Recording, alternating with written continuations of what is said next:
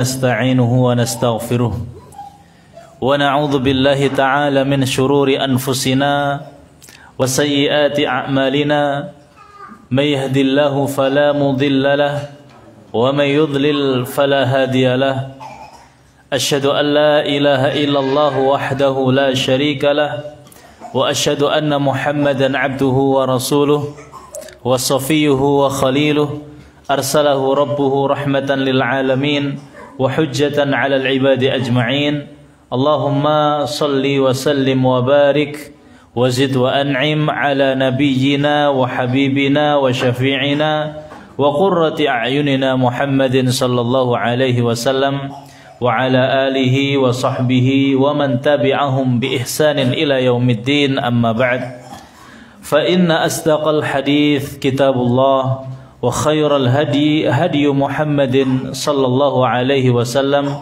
وشر الأمور محدثاتها وكل محدثة بدعة وكل بدعة ضلالة وكل ضلالة في النار.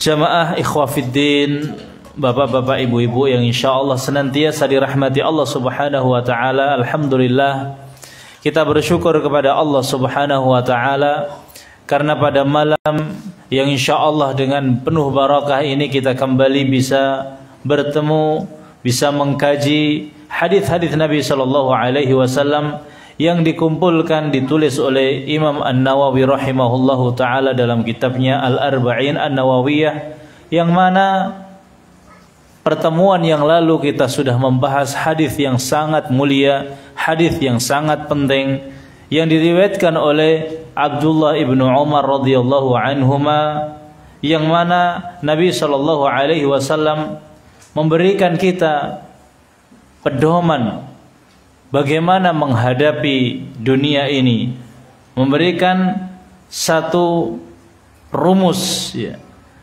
bagaimana kita seharusnya bersikap terhadap dunia, yang mana kita dianjurkan untuk menjadi orang asing, orang yang tidak menempatkan dirinya pada tempat itu, artinya dia berada di tempat yang asing, tidak akan selama-lamanya tinggal di tempat itu. Atau yang kedua, kita dianjurkan oleh Nabi Shallallahu Alaihi Wasallam untuk sekedar menjadi orang yang abirus sabil, hanya transit saja. Kalau kita sudah menempatkan diri kita dengan menjadikan diri kita hanya sebagai orang asing, hanya sebagai orang gharib, atau sekedar menumpang ya, transit di dunia ini, maka kita tidak akan terlena dengan gemerlapnya dunia. Kita tidak akan kemudian lalai bahwasanya kita ini tidak menjadi orang tetap di dunia ini, maka kita akan fokus dengan tujuan utama kita, yaitu akhirat. Kemudian pada kesempatan ini kita akan membahas hadis yang ke-41 ya. Hadis yang ke-41, hadis yang diriwayatkan oleh Abdullah ibnu Amr ya. An Abi Muhammad Abdullah ibnu Amr ibnu Al-As radhiyallahu anhuma qala, dari seorang sahabat yang mulia Abu Muhammad Abdullah ibnu Amr ibnu Al-As radhiyallahu anhuma qala, beliau mengatakan, qala Rasulullah sallallahu alaihi wasallam, Rasulullah sallallahu alaihi wasallam bersabda, la yu'minu ahadukum hatta yakuna hawahu taba'an lima jitu bihi. Belum beriman di antara kalian semuanya dengan keimanan yang sempurna sampai kesenangan dia mengikuti kebenaran yang Nabi sallallahu alaihi wasallam datang dengannya. Haditsun hasanun sahih, hadis yang hasan dan yang sahih. Rawainahu fi kitabil hujjati ya, bi isnadin sahih, dengan isnad yang sahih. Jamaah sekalian yang dirahmati Allah Subhanahu wa taala, hadis ini hadis yang singkat, akan tetapi maknanya begitu banyak, maknanya begitu luas, singkat padat akan tetapi maknanya begitu luas, sehingga Imam An-Nawawi memasukkan hadis ini ke dalam hadis Al-Arba'in An-Nawawiyah yang merupakan hadis-hadis jawami'ul kalim, lafadznya pendek padat tapi maknanya begitu luas. Oleh karenanya ulama-ulama senantiasa mengingatkan kita untuk mempelajari hadis-hadis ini. Benar-benar kita baca, kalau bisa kita hafalkan, kita ulangi lagi, karena ini adalah sendi-sendi pokok-pokok di dalam ajaran agama Islam secara global, secara keseluruhan. Di sini Abdullah ibnu Amr, seorang sahabat Nabi SAW yang termasuk meriwayatkan hadis yang sangat banyak. Beliau adalah satu dari 7 perawi hadis sahabat-sahabat Nabi yang riwayatnya sangat banyak, merupakan putra seorang sahabat yang terkenal, yaitu Amr ibn al-As. Beliau meriwayatkan dari Nabi SAW, tidaklah sempurna iman seseorang, tidaklah sempurna iman kalian semuanya sampai hawa nafsunya, sampai kecintaannya itu mengikuti, selaras, menyamai kebenaran yang Nabi SAW datang. Jadi benar-benar hadis ini singkat, benar-benar padat, Dan hadis ini jamaah yang dirahmati Allah senada dengan hadis yang Nabi SAW bersabda, diriwayatkan oleh Imam Al-Bukhari rahimahullahu taala, la yu'minu ahadukum hatta akuna ahabba ilaihi min waladihi wa walidihi wan nasi ajma'in. Belum beriman kalian sempurna, kalian sekalian semuanya dengan keimanan yang sempurna. Sekali lagi kita garis bawahi, belum beriman kalian dengan keimanan yang sempurna sampai kalian mencintaiku lebih daripada anaknya, bapaknya, dan manusia sekalian. Jadi yang dinafikan oleh Nabi di sini, belum beriman kalian, itu adalah keimanan yang wajib. Artinya kesempurnaan iman yang wajib, bukan pokok dari keimanan. Sekali lagi, yang dinafikan oleh Nabi di sini, la yu'minu ahadukum hatta yakuna hawahu taba'an lima ji'tu bihi. Belum beriman kalian maksudnya dengan iman yang sempurna, sampai kesenangannya, hobinya, kecintaannya itu selaras, sama, mengikuti kebenaran yang Nabi SAW datang dengan itu. Artinya berarti ada namanya kesempurnaan, ada namanya kesempurnaan keimanan, iman yang wajib, dan ada yang namanya pokok daripada iman. Jadi ada kesempurnaan iman yang wajib, kesempurnaan iman yang sunnah, dan ada pokok. Kalau pokok ini kemudian hilang, maka kemudian hilanglah keimanannya. Maka sebagian kita kalau masih ada orang yang kemudian kecintaannya masih belum mengikuti apa yang didatangkan oleh Nabi SAW, tidak berarti dia keluar dari agama Islam.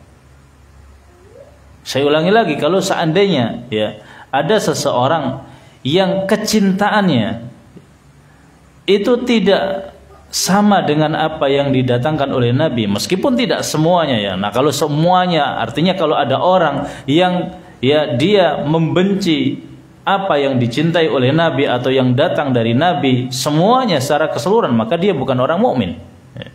Artinya kalau seandainya ada orang yang kemudian kecintaannya menyelisih sunnah Nabi SAW, contohnya masalah yang ringan saja, ibaratnya jenggot lah ibaratnya, ternyata dia tidak suka, ibaratnya kecintaannya masih menyelisih sunnah Nabi SAW, maka dia tetap kita katakan seorang mukmin, karena ini bukan merupakan pokok dari keimanan, tapi merupakan dari kesempurnaan keimanan yang wajib. Akan tetapi dia berdosa,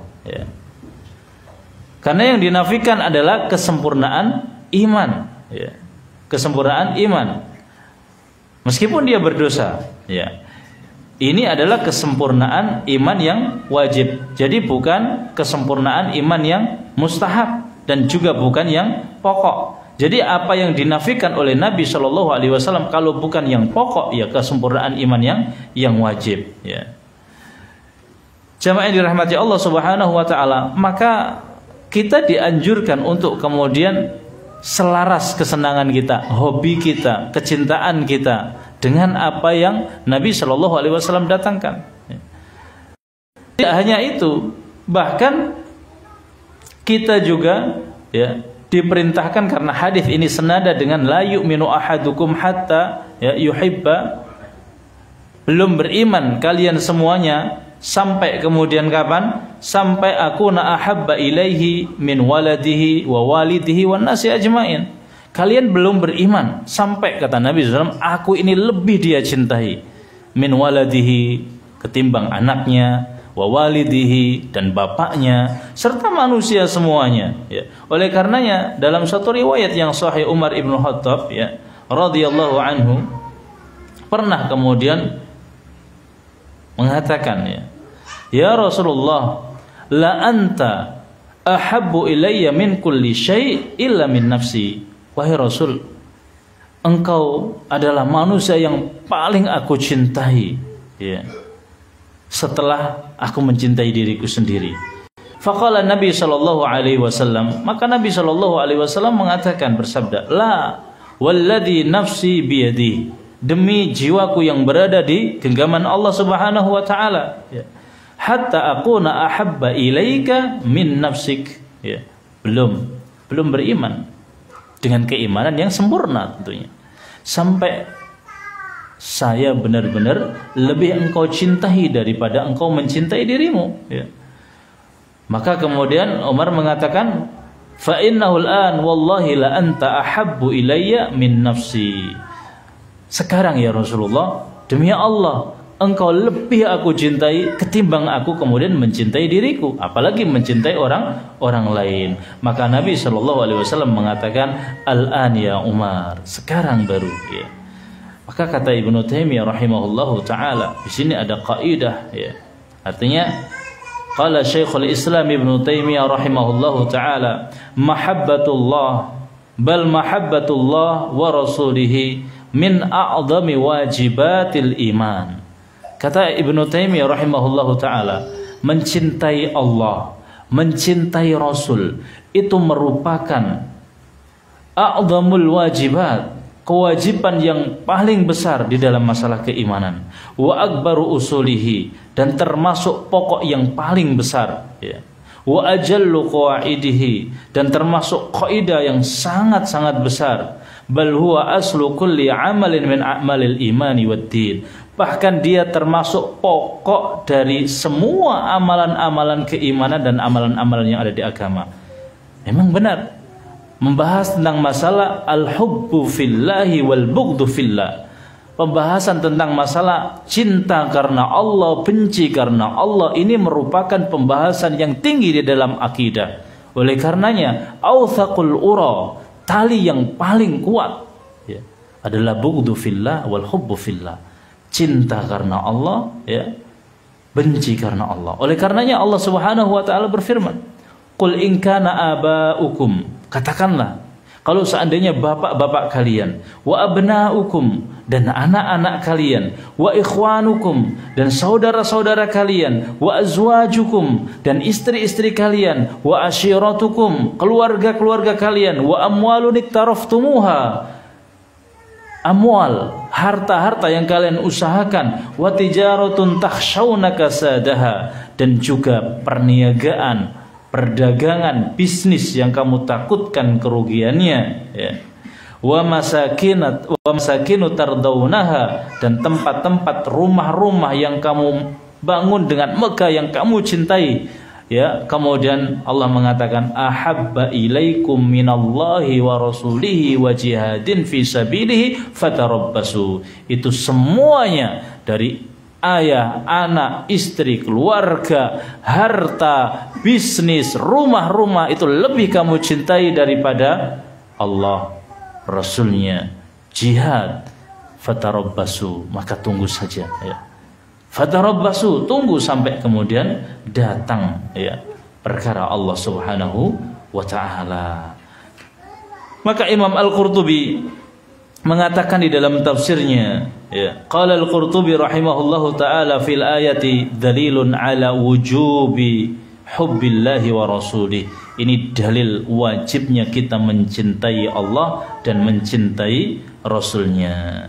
Maka yang dinafikan oleh Nabi Shallallahu Alaihi Wasallam di dalam hadis yang kita baca tadi, la yu'minu ahadukum hatta yakuna hawahu taba'an, ini adalah ya keimanan yang sempurna atau makna dari kesempurnaan iman yang wajib ya. Jadi yang dinafikan ini bukan kemudian kalau orang belum ya, ikut semuanya kemudian langsung keimanannya hilang, tidak ya. Sekali lagi yang dinafikan di sini adalah kesempurnaan iman. Maka kesempurnaan iman yang wajib ini ya, kalau kemudian hilang maka dia berdosa, meskipun tidak kemudian menjadi kafir karena tidak merupakan pokok, tidak merupakan asal ya. Jamaah yang dirahmati Allah Subhanahu wa taala, senada dengan hadis itu Nabi juga kemudian ya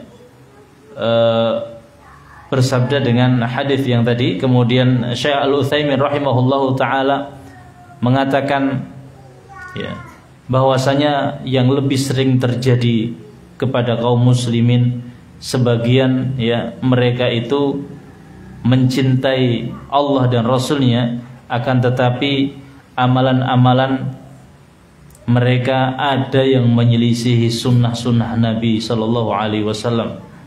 Sebagian masih tidak mengikuti sunnah Nabi Shallallahu Alaihi Wasallam, masih tidak mengikuti semuanya. Artinya memang ini kondisi kaum muslimin ya.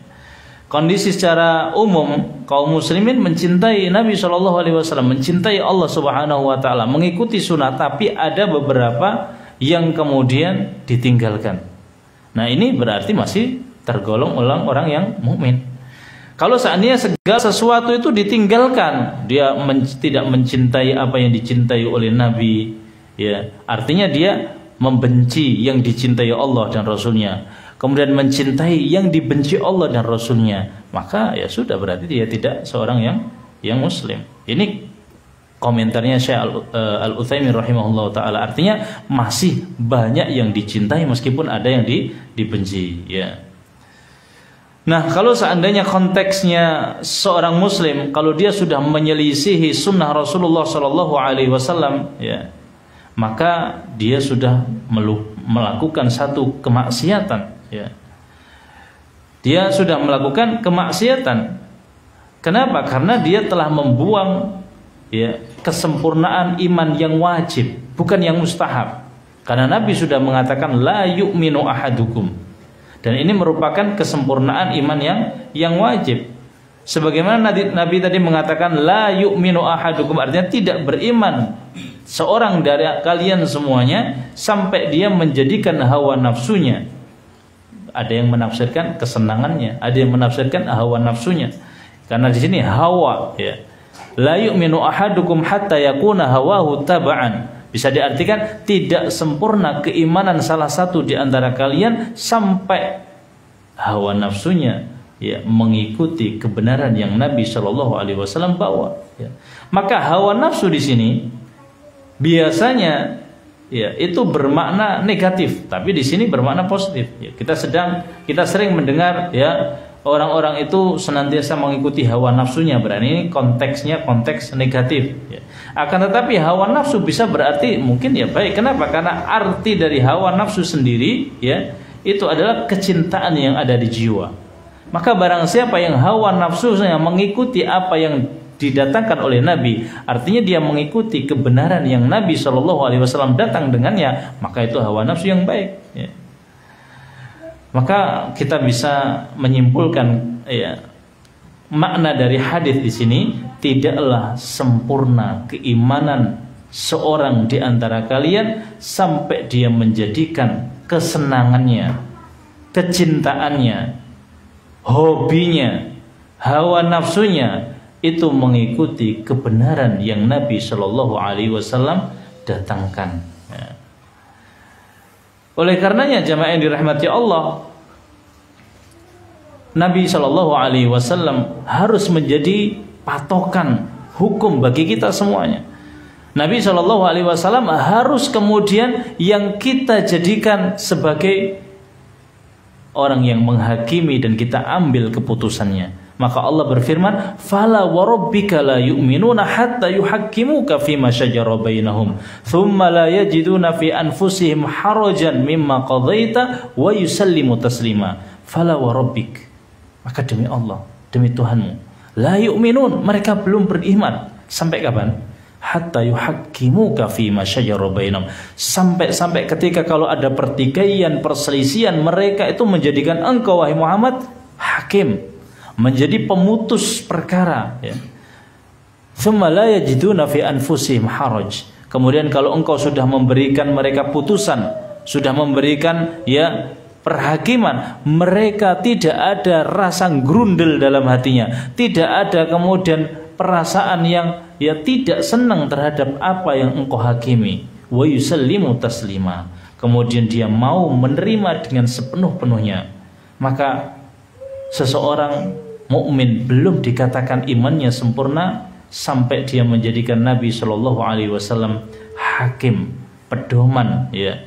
Kalau ada yang berselisih, baik ketika Nabi masih hidup ataupun Nabi sudah meninggal. Kalau Nabi masih hidup, mereka datang untuk mencari kebenaran dari Nabi. Kalau Nabi Shallallahu Alaihi Wasallam sekarang sudah tidak ada, maka kita kembali mencari peninggalan Nabi Shallallahu Alaihi Wasallam dari hadis-hadisnya. Ya.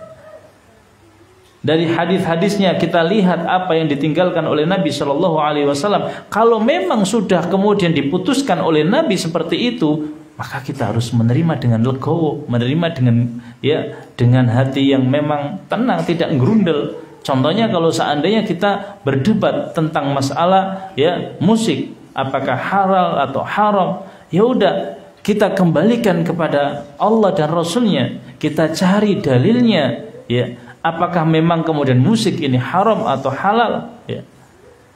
Tidak kemudian kita mendepankan perkataan fulan, ulama fulan, kiai fulan, tapi kita mendahulukan perkataan Allah dan Rasulnya, ya.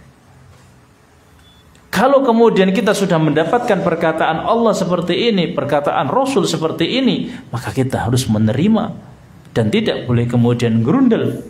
Itu baru kemudian kita beriman, ya. Karena Allah mengatakan fala wa rabbika la yu'minun, kalian belum beriman demi Rabbmu, hatta yuhakkimuka fima shajara bainahum thumma la yajidu fi anfusihim harajan mimma qadaita wa yusallimu taslima.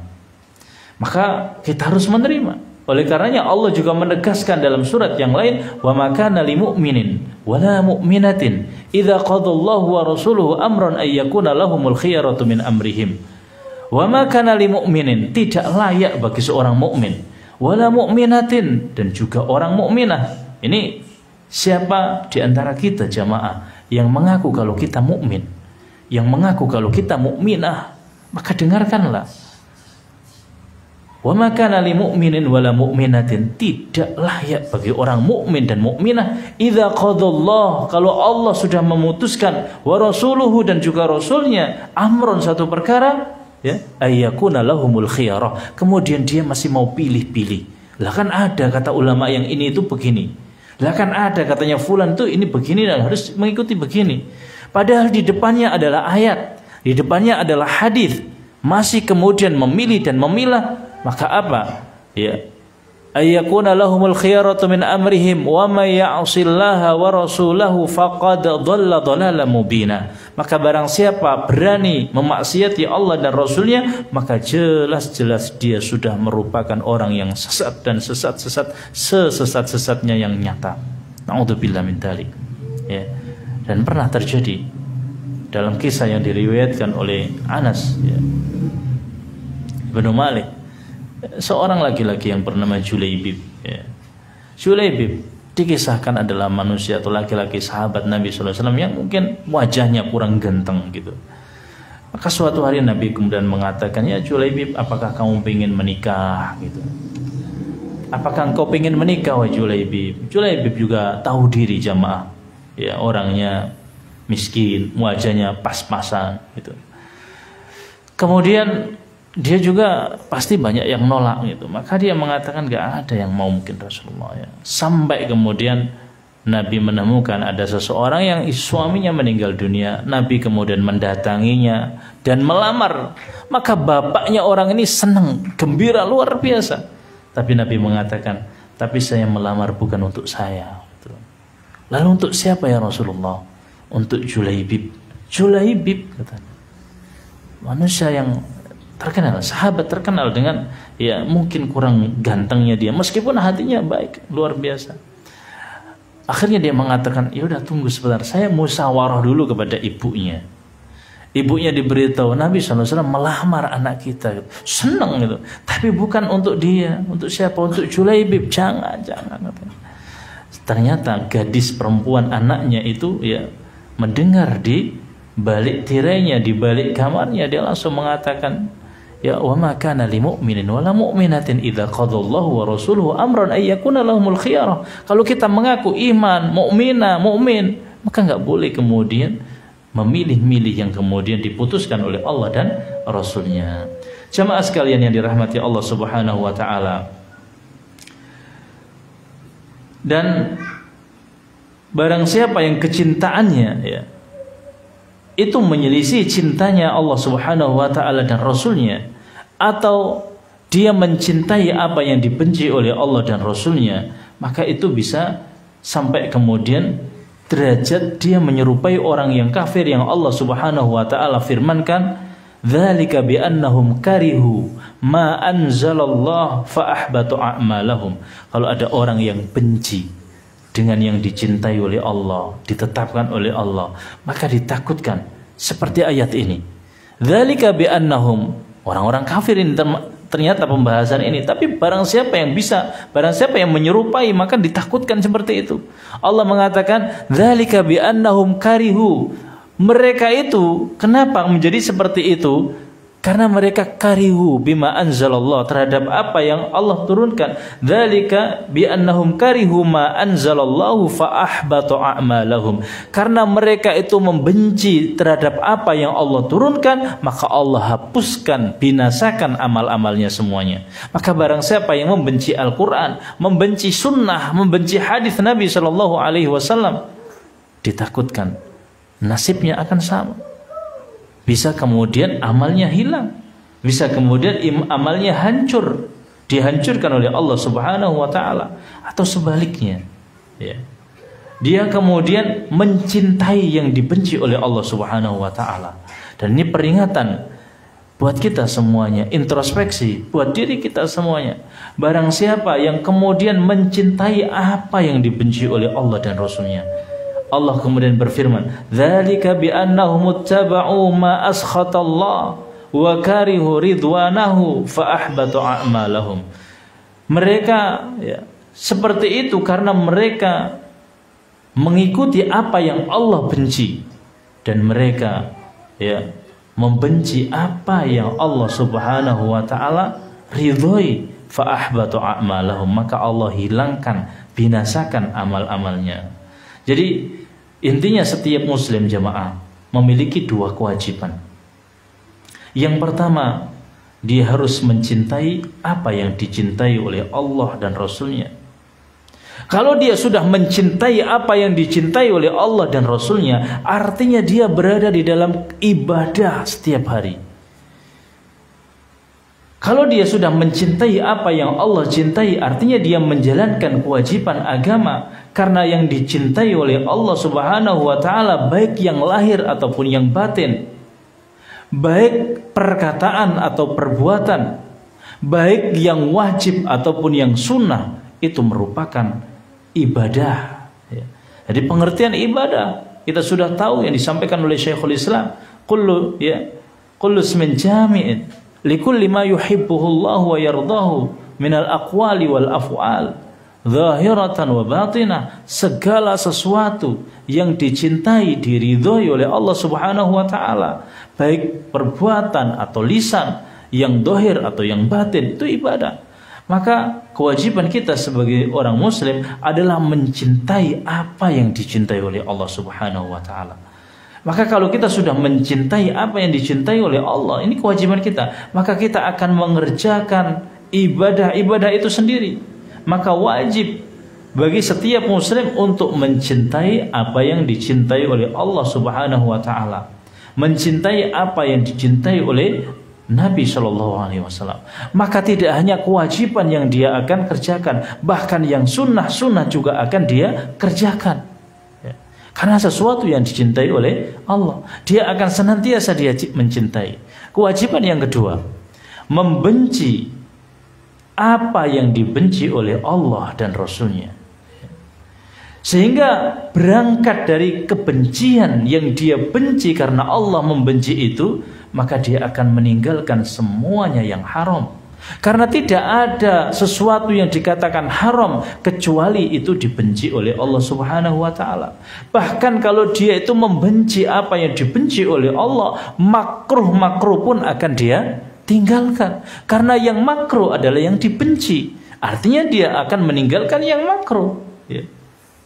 Maka barang siapa jamaah yang dirahmati Allah sudah bisa menunaikan dua kewajiban ini, maka dia merupakan hamba Allah yang sangat-sangat beruntung. Ya. Kenapa? Karena sudah benar-benar bisa memegang pokok daripada kewajiban. Inilah kenapa Imam An-Nawawi rahimahullahu ta'ala memasukkan hadis yang pendek dan padat ini di dalam kitab Al-Arba'in An-Nawawiyah. Kenapa? Karena cakupan hadis yang pendek ini begitu luas tentang masalah wajib, yang sunnah, yang mubah, yang haram, dan yang makruh. Ya. Karena siapa yang mencintai yang dicintai oleh Allah, maka dia akan mengerjakan yang wajib, bahkan yang sunnah. Dan maka siapa yang membenci ya apa yang dibenci oleh Allah, dia akan meninggalkan yang haram dan meninggalkan bahkan yang makruh. Maka cakupan hadis ini begitu luas, sangat luas ya. Sehingga sangat masuk akal kalau kemudian Imam An-Nawawi memasukkan pembahasan hadis ini ya di dalam kitabnya Al-Arba'in An-Nawawiyah. Kemudian tidak hanya ya, kita mencintai amalan-amalan yang dicintai oleh Allah, perbuatan-perbuatan yang dibenci oleh Allah kita benci, tapi juga kita harus mencintai figur, orang, karakter manusia yang Allah Subhanahu wa taala cintai, dan kita juga akan harus membenci manusia-manusia yang Allah Subhanahu wa taala, Rasulnya membencinya ya. Jemaah yang dirahmati Allah Subhanahu wa taala, apalagi pembahasan tentang masalah ini sudah kita sampaikan dalam pembahasan pokok. Artinya di dalam akidah itu ada namanya al-bughdhu fillah wal hubbu fillah. Bahkan Nabi Shallallahu alaihi wasallam bersabda, al-mar'u ma'aman ahab, manusia itu akan bersama dengan orang yang dia cintai. Maka pernah Nabi Shallallahu alaihi wasallam ya ditanya, ya Rasulullah, mata sa'ah, kapan ya Rasulullah kiamat?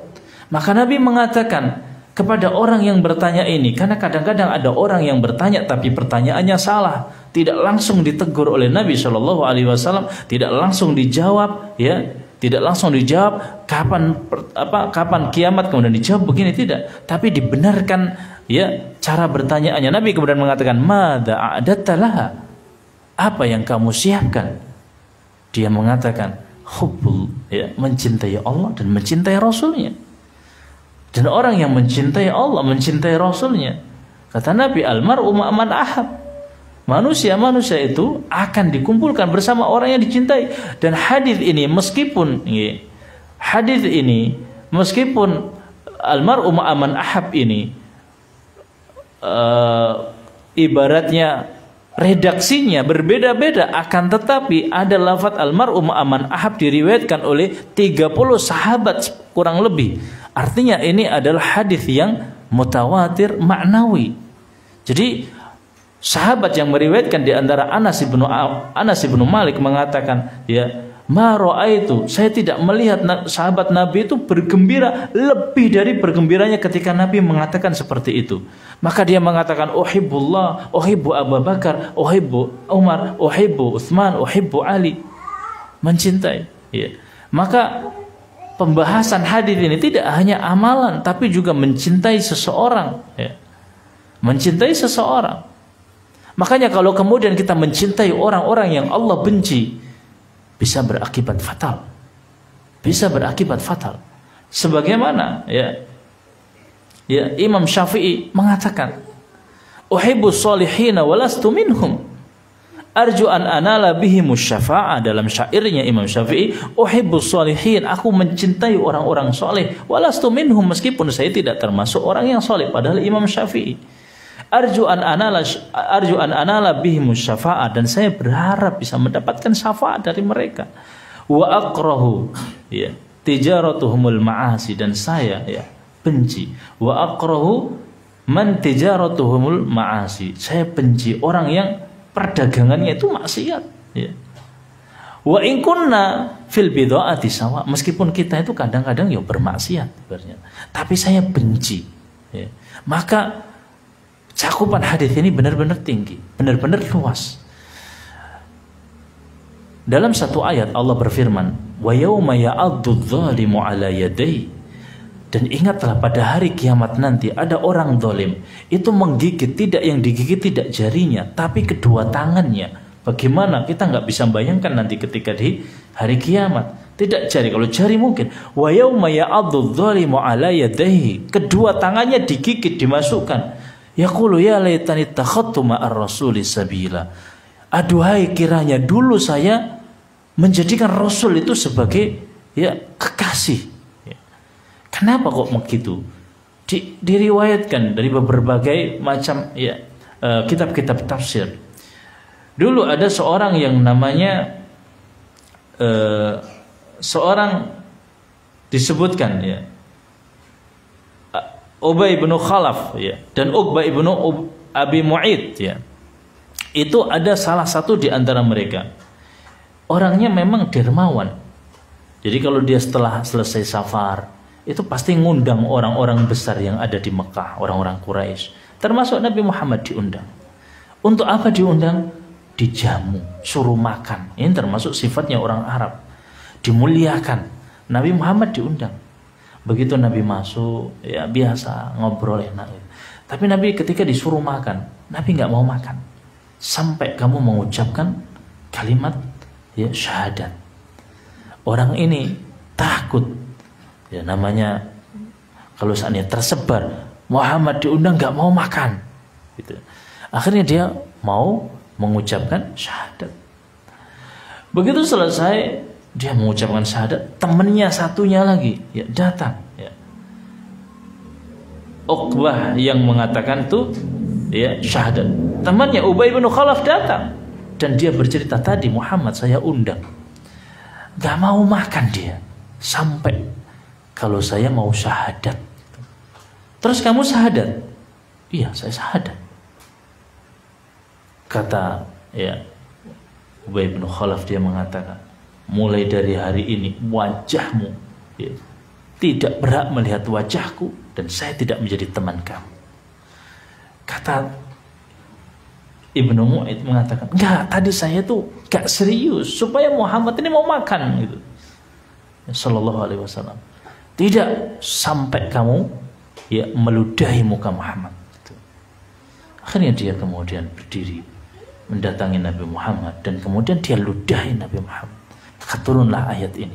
Wa yauma ya'addu dzalimu 'ala yadayhi yaqulu ya laitani takhadtu ma'ar rasuli sabila. Ya. Artinya ya hubbu fillah wal bughdhu fillah tidak hanya di dalam perbuatan yang dicintai oleh Allah, yang dibenci oleh Allah kita benci, tapi orang ya manusianya juga ya perlu kemudian kita praktekkan.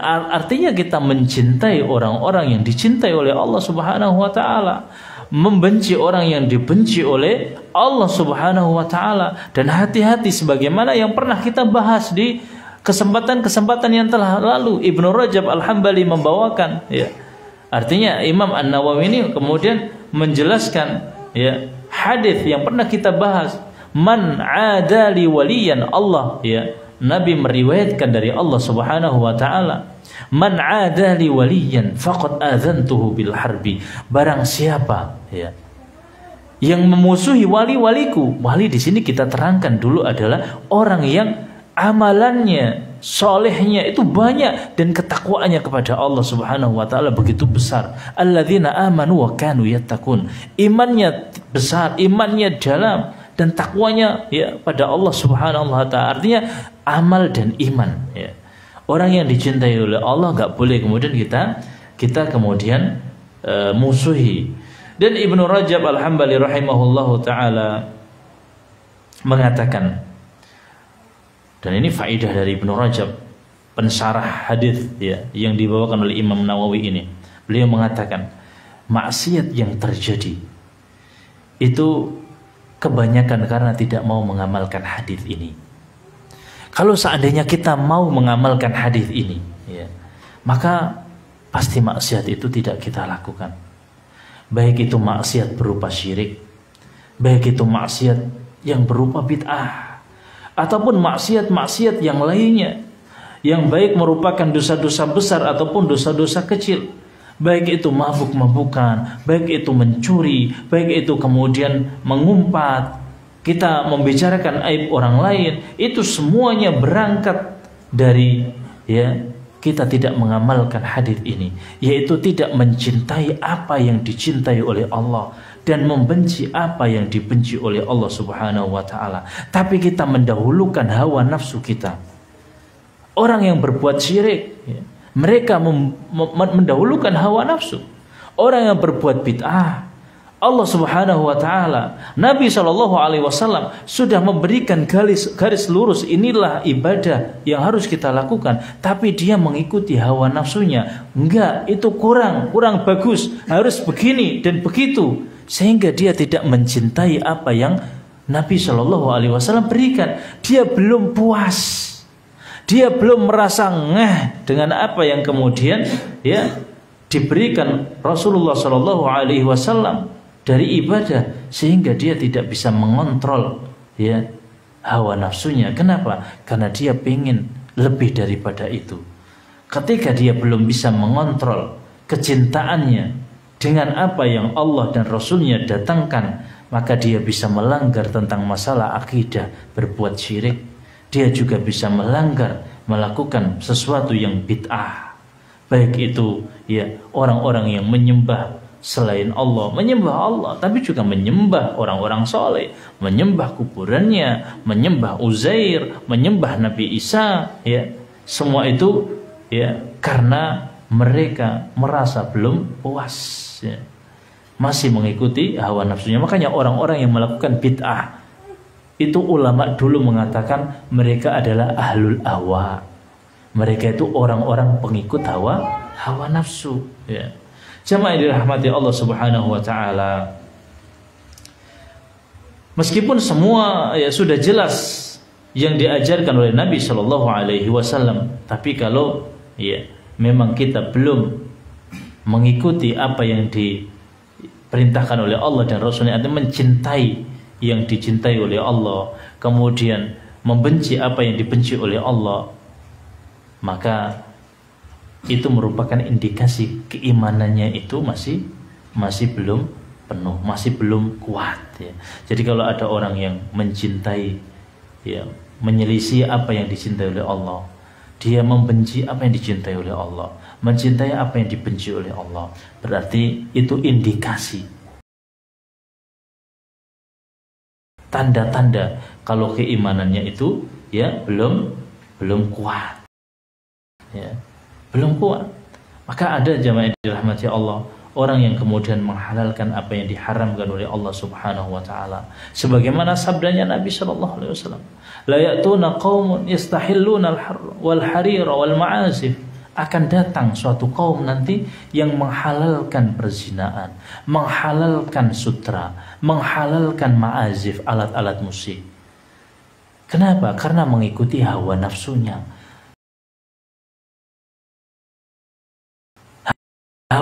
tidak mengikuti apa yang Nabi Shallallahu Alaihi Wasallam datangkan. Padahal ini 4 madhab itu sepakat haram, zina, kemudian sutra, kemudian alat-alat musik dan musik, itu disepakati 4 madhab.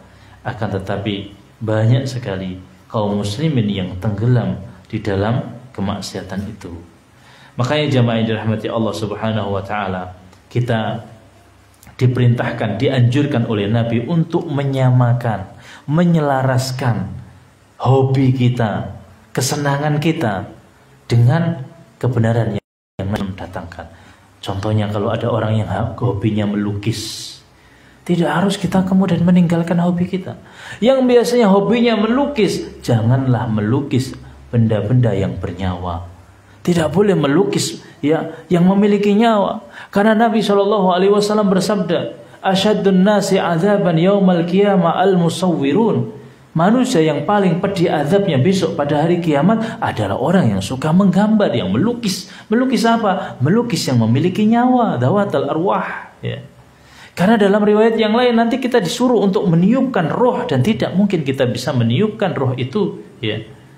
Yudahu ya, menyamakan ya. Allah Subhanahu wa taala yang menciptakan saja, seakan-akan kita menciptakan, akhirnya kita disuruh meniupkan roh dan kita nggak bisa.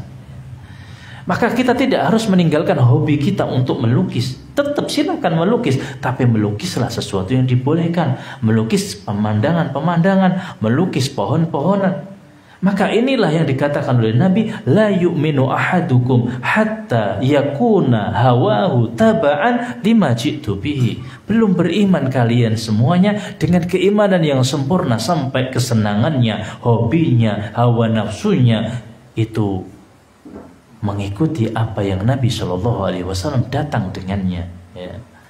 Maka mari kita jamaah yang dirahmati Allah berusaha menyamakan, menyelaraskan ya, meluruskan hobi kita, kesenangan kita sebagaimana kebenaran yang Nabi Shallallahu Alaihi Wasallam datangkan ya. Apalagi kalau seandainya kalau hobinya itu kemudian tidak hanya menggambar yang bernyawa, tapi membuat patung ya. Padahal patung itu kemudian harus dihancurkan. Jamaah yang dirahmati Allah Subhanahu wa taala. Maka kata Allah Subhanahu wa taala tadi, fala wa rabbika la yu'minun. Ya, demi Allah, demi Rabbmu belum beriman sampai mereka menjadikan engkau wahai Muhammad sebagai hakim, pemutus perkara ketika mereka berselisih. Dan ketika mereka sudah diputuskan urusannya oleh Nabi, mereka tidak boleh gerundel. Mereka tidak boleh kemudian ya merasa berat untuk menerima apa yang diputuskan oleh Nabi Shallallahu Alaihi Wasallam dan menyerahkan semuanya kepada Nabi dengan penyerahan yang sempurna. Itu baru kemudian dikatakan beriman. Jamaah yang dirahmati Allah Subhanahu Wa Taala, di antara faidah dari hadis yang agung ini yang bisa kita simpulkan, yang pertama, kita dianjurkan untuk menyelaraskan, menyamakan hobi kita, menyamakan kesenangan, kesukaan kita sesuai dengan kebenaran yang Nabi Shallallahu Alaihi Wasallam datang. Ya, ini yang pertama. Artinya harus kita samakan.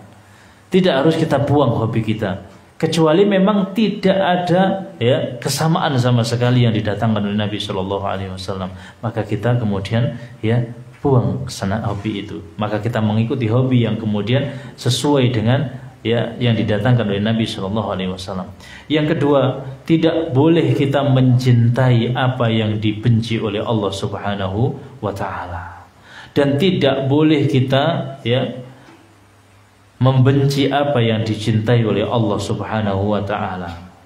Tidak boleh mencintai apa yang dibenci oleh Allah Subhanahu wa Ta'ala, dan tidak boleh membenci apa yang dicintai oleh Allah Subhanahu wa Ta'ala, baik dari perbuatan, perkataan, ataupun manusia, ataupun figur ya. Kita mentokohkan, kita mengidolakan, kita meniru orang-orang yang Allah Subhanahu wa Ta'ala cintai. Kita tidak kemudian menjadikan orang-orang itu public figure. Kalau hanya sekedar tampannya, gaya bicaranya, pandainya dia bermain film, suaranya yang indah, jabatannya yang tinggi.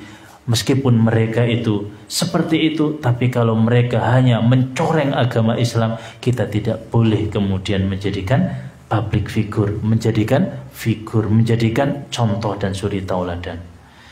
Kemudian barang siapa yang belum sampai ke titik mencintai apa yang dicintai oleh Allah Subhanahu wa taala, membenci apa yang dibenci oleh Allah Subhanahu wa taala, ya, maka itu menunjukkan keimanan dia yang masih sangat kurang. Barang siapa yang belum sampai titik mencintai apa yang dicintai oleh Allah dan Rasulnya, membenci apa yang dibenci oleh Allah dan Rasulnya, maka itu menunjukkan keimanan dia yang masih sangat kurang. Kemudian faedah yang selanjutnya, barang siapa, ya, yang memang belum bisa mencintai apa yang dicintai oleh Allah dan membenci apa yang dibenci oleh Allah dan Rasulnya, maka segera dia bertaubat dan menyelaraskan, menyamakan apa yang memang sudah, ya, menjadi pedoman, ya, apa yang kemudian Allah Subhanahu wa taala cintai dan Rasul sallallahu alaihi wasallam cintai. Jadi yang belum seperti itu, seperti yang dicintai oleh Allah belum mencintainya, seperti yang dibenci oleh Allah belum dia benci, maka segera bertaubat, kemudian segera dia menyamakan dan menyelaraskan. Kemudian jamaah yang dirahmati Allah Subhanahu wa taala, faedah selanjutnya, semua maksiat